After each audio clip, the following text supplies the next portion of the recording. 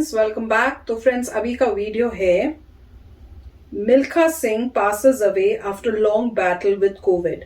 Last speech of Milkha Singh. तो friends, आपके through तो न्यूज़ पता ही चल गई थी हमको, और जैसे ही आपने बताया, और डेफिनेटली शॉकिंग ये था कि एक तो इतना बड़े हमारे लेजेंड, उनकी डेथ हुई, और वो भी एक कोविड से। और कोविड से इतने सारे जो है ना हमारे रिनाउंड पीपल, हमारे लव्ड वंस, उनकी डेथ हो रही है। और दुख इस बात का है कि वो उनका टाइम नहीं था। ये कोविड की वजह से कितने लोगों को अपनी जान जो है उनकी जा रही है। और इतना मतलब सुन के बंदा घबरा जाता है, मतलब डर लगता है, कांपते हो आप, और आपकी आंखों से आंसू आते हैं जब आप सोचते हो कि ये सब हो रहा है। तो बहुत बहुत कोविड ने जो है बहुत बहुत डिजास्टर किया है। पर बहुत दुख की बात है कि हमारे जो इतने बड़े लेजेंड हैं, जिन्होंने इंडिया को इतना मतलब अचीवमेंट दिखाई अपनी मेहनत से, उनको एक कोविड जो बीमारी नहीं होनी चाहिए थी इस वर्ल्ड के अंदर, उस वजह से हमने उन्हें खोया है। तो फ्रेंड्स, वीडियो शुरू करते हैं। पर वीडियो शुरू करने से पहले अगर आप चैनल पर नए हो और आपने अभी तक सब्सक्राइब नहीं किया तो जल्दी से नीचे सब्सक्राइब के बटन और बेल आइकन को क्लिक कर लो, ताकि आपको हमारे सारे न्यू वीडियोस के नोटिफिकेशन मिल जाएं जैसे हम अपलोड करें। चलिए शुरू करते हैं। मत घबराएं तूफानों से, ये तो चलते हैं तुझे ऊपर उठाने के लिए। कि हाथ की लकीरों से जिंदगी नहीं बनती। अगर आप ये सोचो किसी भी लाइन के अंदर, अगर आप ये सोचो कि आप जाके ज्योतिषी को ही हाथ दिखलाओगे और ज्योतिषी आपको बड़े से बड़ा आदमी बना देगा, मैं इस बात को नहीं मानता। वो शेर ये है कि हाथ की लकीरों से जिंदगी नहीं बनती, अज़म हमारा भी कुछ हिस्सा है जिंदगी बनाने में। अज़म उर्दू का लफ्ज है जिस आदमी के अंदर विल पावर है, जिस आदमी के अंदर हार्ड वर्क करने का मादा है, वो जमीन से उठ के आसमान को छू सकता है। ये मेरी बात याद रखो। मिल्खा सिंह की मिसाल आपके सामने। जब मेरे माँ बाप को मेरी आंखों के सामने कत्ल किया गया, इंडिया पाकिस्तान बना, उस टाइम लोगों के दिमाग के ऊपर भूत छाया हुआ था। यहां से गाड़ियां कटी हुई जा रही थी और वहां से गाड़ियां कटी हुई आ रही थी। तो स्पोर्ट्स एक ऐसी चीज है कि ये चीजें नहीं हम चाहते। मुझे मालूम है कि जो कुछ पाकिस्तान में हुआ, मगर फिर भी वो दिन मैं नहीं भूलता कि पंडित जी ने मुझे बुलाया, मुझे इनविटेशन आया पाकिस्तान के मिल्खा सिंह जी, आपने वहां पे दौड़ना है लाहौर के अंदर। 1960 की बात मैं आपको बता रहा हूं। मगर मैंने पाकिस्तान जाने से इनकार कर दिया। क्यों इनकार किया? क्योंकि वो जब उस रात का सीन मेरी आंखों के सामने आता था कि किस तरह से मेरे मां बाप की गर्दनें उतारी जा रही हैं, किस तरह से मेरे बहन भाइयों को मारा जा रहा है, तो वो चीज जब सामने आती थी तो दिल दहल जाता था। और मैंने कहा कि मैं पाकिस्तान नहीं जाऊंगा। और आप लोगों ने ही पेपर में छापा कि मिल्खा सिंह ने पाकिस्तान जाने से इनकार कर दिया। मगर पंडित जी ने मुझे बुलाया। पंडित जी ने कहा, मिल्खा जी नहीं, हमारा पड़ोसी देश है। स्पोर्ट्स जो है ये प्यार बढ़ाती है, भाईचारा करती है, हमने जाना ही जाना है पाकिस्तान। तो नेक्स्ट डे आप लोगों ने अखबारों में छाप दिया कि मिल्खा सिंह मान गया और पाकिस्तान जाएगा। जब मैं वहां पे गया, मुझे याद है कि वाघा बॉर्डर के ऊपर उन्होंने फूलों से जीप सजाई हुई थी। उस जीप के अंदर मुझे उन्होंने खड़ा किया। दोनों तरफ सड़क के बच्चे और पब्लिक सारी खड़ी थी। करीबन 15-16 किलोमीटर का डिस्टेंस है वाघा बॉर्डर से लाहौर का। और जीप के अंदर मैं खड़ा हूं, तिरंगा झंडा और पाकिस्तान के झंडे इस तरह से लहरा रहे हैं और मिल्खा सिंह के नारे लग रहे हैं। जब मैं वहां पाकिस्तान पहुंचा, होटल के अंदर जाके देखा, एक पेपर पढ़ा था, एक अखबार पढ़ा था जिसके अंदर लिखा हुआ था मिल्खा सिंह और अब्दुल खालिक की टक्कर, इंडिया और पाकिस्तान की टक्कर। वो जब चीज मैंने पढ़ी, मेरे दिल के अंदर मैंने कहा, यार ये चीजें इनको नहीं छापनी चाहिए। हम यहां किसी और काम के लिए आए हैं और ये चीज इन्होंने छाप दी है यहां। छोड़िए इन बातों को। जब लाहौर स्टेडियम के अंदर दौड़ने के लिए गए, 60,000 आदमी वहां पे बैठा था। 60,000 आदमी जब बैठा था तो वो सिर्फ मिल्खा सिंह और अब्दुल खालिक की दौड़ देखने के लिए आए। मेरे से पहले, मिल्खा सिंह से पहले मैं थोड़ा सा आपको जिक्र करना चाहता हूं कि अब्दुल खालिक जो था वो एशिया के अंदर, वर्ल्ड के अंदर माना हुआ रनर था जो पाकिस्तान ने प्रोड्यूस किया था।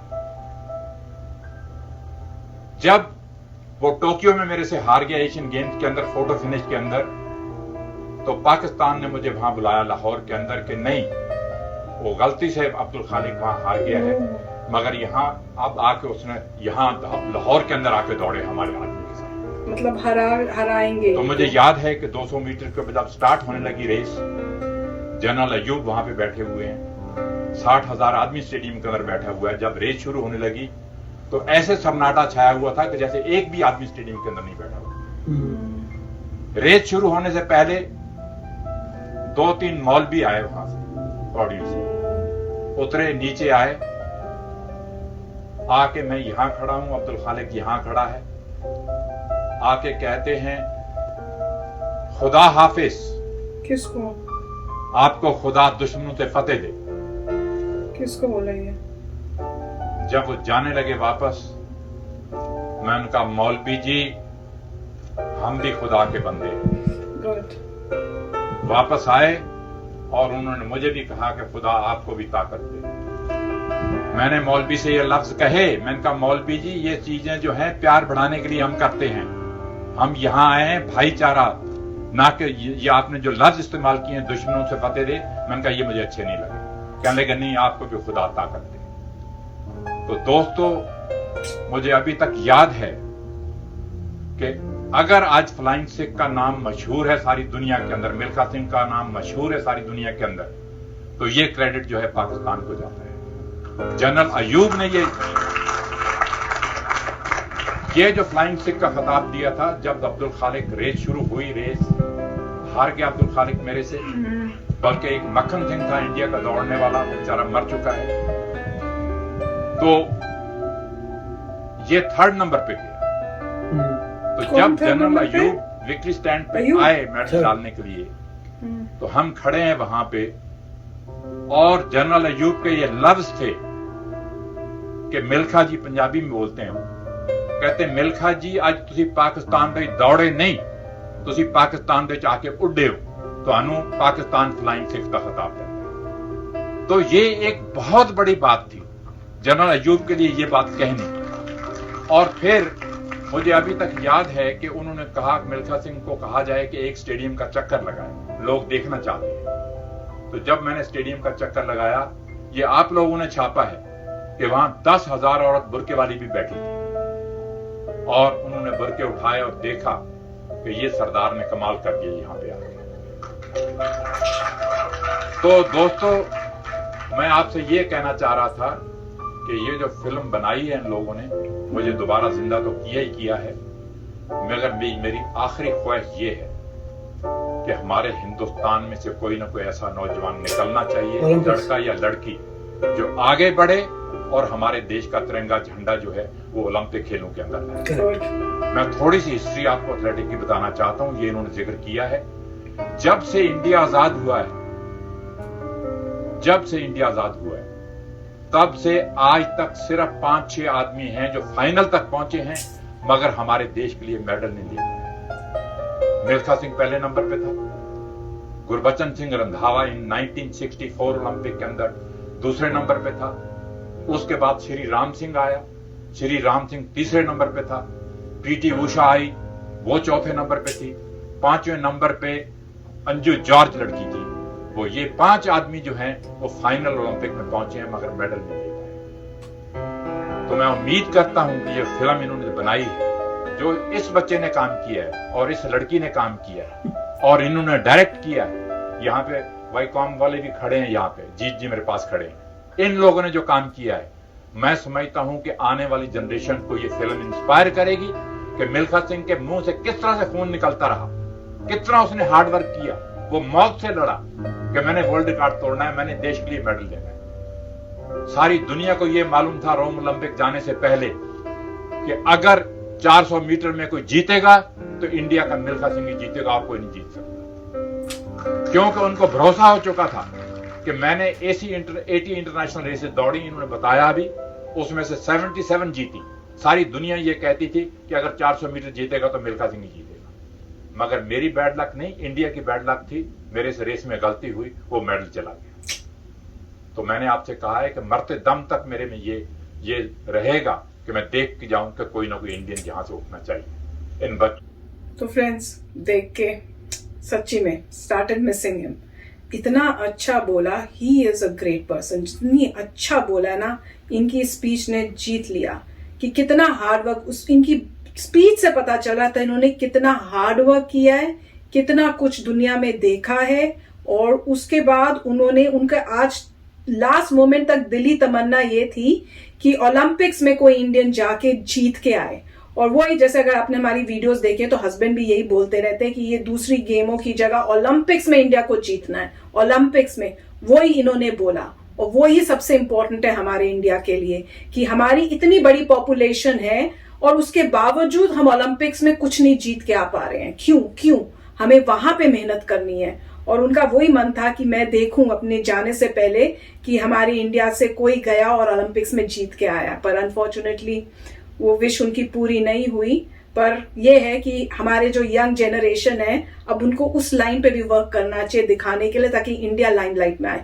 पर बहुत अच्छा इन्होंने बोला, और जो उन्होंने अपने एक्सपीरियंसेस बताए, खासकर जो पाकिस्तान में गए थे और वो सब, और इनके मुंह से जब सुनाए ना, तो वाकई तब पता चला कि क्या उन्होंने देखा और क्या सब हुआ। मतलब आपको अब रियलाइज हो रहा है ये देख के कि हमने कितना बड़ा एक जेम जो है वो खोया है, जिसको अपनी कंट्री से इतना प्यार था। He was a great athlete, और उनका मन था कि मैं अपनी कंट्री को ये अचीवमेंट्स लाकर दूं। ब्यूटीफुल, बहुत ही अच्छी बात थी और उन्होंने कही है। और इसमें पॉइंट सबसे ज़्यादा यही है कि वो हमेशा कहते आए हैं कि ओलंपिक्स में मैं नहीं जीत पाया, इसका दुख मुझे हमेशा होगा। और जब उनकी डेथ हुई थी तो न्यूज़ आर्टिकल्स में भी यही पॉइंट था कि वो ये मतलब अपनी जो विश थी वो मतलब उनकी रह गई कि ओलंपिक्स में कोई इंडिया से जीते, और वही वो चाहते थे कि ये होना चाहिए। अब दूसरी बात ये, उन्होंने विल पावर की बात की, वो बहुत अच्छी बात है। दूसरा ये है कि आप चाहते हैं कि इंडिया की जो यंगर जनरेशन है उसके पास बहुत सारी ऑप्शंस हो, सिर्फ क्रिकेट ही ना हो। आप नहीं चाहते कि आपका बच्चा है बोले तो सिर्फ क्रिकेट ही खेल सकते हैं और तो सब में हमारा कुछ है ही नहीं, तो ऐसा नहीं होना चाहिए। क्रिकेट जो है उसमें ओलंपिक मेडल आपको नहीं मिलता। आपको अपनी यंगर जनरेशन को ऑप्शन देने पड़ेंगे। भाई क्रिकेट नहीं, ये हजारों स्पोर्ट्स हैं जिसमें इंडिया चैंपियन है, इंडिया जीतता है, और तुम भी जाओ और जीतो। और ये फोकस आएगा गवर्नमेंट का। गवर्नमेंट कहेगी कि हम फंडिंग बढ़ा रहे हैं, हम अपने एथलीट्स को पैसा दे रहे हैं, ट्रेनिंग दे रहे हैं, छोटे छोटे बच्चों से शुरू करेंगे, ढूंढना कौन से बच्चे अच्छे हैं उनको करेंगे, स्कूलों को इम्प्रूव करेंगे, और अल्टीमेटली जो है ओलंपिक्स के मेडल लाएंगे। वो ज़्यादा इंपॉर्टेंट होता है देश के लिए। क्रिकेट अनफॉर्चुनेटली इतना इंपॉर्टेंट नहीं है compare to the whole world. अगर वाकई पूरे वर्ल्ड में क्रिकेट खेलते तो ओलंपिक स्पोर्ट होता, वो नहीं है। आप इसमें हिस्ट्री पढ़िए क्यों ओलंपिक स्पोर्ट नहीं है क्रिकेट, क्योंकि दुनिया नहीं खेलती इतनी क्रिकेट। लोगों ओलंपिक्स में जितने भी स्पोर्ट्स हैं पूरा वर्ल्ड खेलता है वो, और वो ज़्यादा इंपॉर्टेंट है जिस पे फोकस होना चाहिए। अल्टीमेटली अगर फोकस करेंगे हर चीज़ों में तो यंगर जनरेशन के पास ऑप्शंस होंगे। कुछ बच्चे होंगे जिनको लगेगा नहीं मेरे को ये स्पोर्ट ज़्यादा पसंद है, कोई हट्टा कट्टा को लगेगा नहीं मेरे को रेसलिंग पसंद है, नहीं मेरे को टाइक्वांडो पसंद है। वो सारे के सारे ओलंपिक स्पोर्ट्स हैं। और हॉकी जिसमें इतने अच्छे थे, राइट। और एक समय में पंजाब में सदियों से हॉकी खेला जा रहा है। अगर आप हिस्ट्री देखेंगे हॉकी तो आता है कि सदियों से, मतलब कई लोग तो बोलते हैं ऑरिजिन हॉकी का पंजाब से हुआ है। तो हॉकी जो है बहुत समय से खेली जा रही है पंजाब में। तो कुछ ऐसे स्पोर्ट्स हैं जिसमें हम जुड़े हुए हैं, उसको आगे करना चाहिए। और आई होप कि इस बार इंडिया बेटर करे, उसके लिए गवर्नमेंट का फोकस चाहिए। और जैसे मिल्खा सिंह जी कह रहे हैं, वो भी ये चाहते थे कि एटलीस्ट रनिंग में इंडिया को मिलना चाहिए। तो आई होप कि अभी जो ओलंपिक्स आ रहे हैं, आई होप कि उसमें इंडिया को काफ़ी गोल्ड मेडल्स बने, और इंडिया आगे कुछ स्पोर्ट्स हैं जिसमें इंडिया आगे जा रहा है, आई होप कि उसमें डेफिनेटली गोल्ड मेडल मिले। यस फ्रेंड्स, और इनकी ड्रीम जो है वो पूरी हो जाए। तो चलो फ्रेंड्स, चलते हैं, मिलेंगे नेक्स्ट वीडियो में बहुत ही जल्द। Till then take care and bye bye. तो अगर आप मेरे इस चैनल पे नए हो तो जल्दी से सब्सक्राइब के बटन को हिट करो और बेल आइकन को क्लिक करो, ताकि आपको मेरा जब नया वीडियो मैं लगाऊं आपको उसके बारे में जल्दी से पता चल जाए।